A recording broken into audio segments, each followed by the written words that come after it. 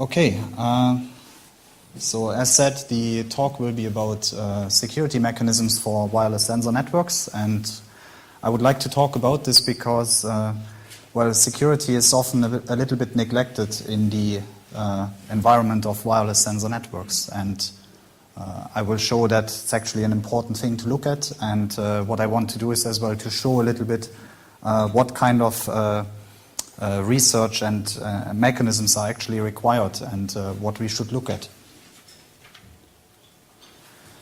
So I'd like to start with an example application that that picture here is taken well in Portugal, so not too far from here. That's an oil refinery in Sines, Portugal, and we had there a research project about process automation and control. And to give you an idea about why security is important, I think this is a kind of nice example. So in such a refinery, which are quite large, so it's a dimension of a city, so you need to get buses to go around there. And what they have there is something about 35,000 sensors. Yeah? So it's quite a lot of sensing, a large sensor network. And at the moment these are wired, but potentially in the future these will be wireless systems.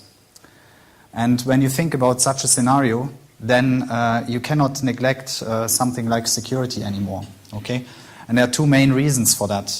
One of it is, well, safety. So you don't want to have an intruder messing around with your network, because that can have, in such a case, serious implications. So a malfunction in these systems can eventually lead to something like an explosion or big oil spill.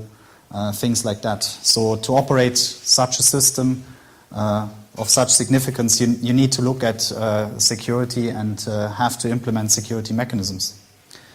So besides this safety and avoiding that someone tinkers with your system, you have as well some business considerations. So for example, as you can see here, you have big storage tanks.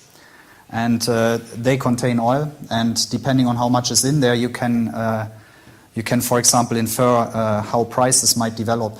So an attacker might actually try to read sensor data to get an idea about how much oil of which type is being kept.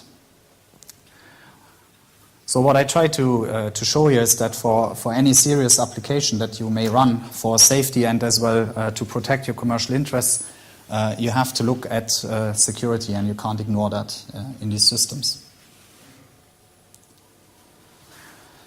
So to look at what security actually means in that area, well, you have the basic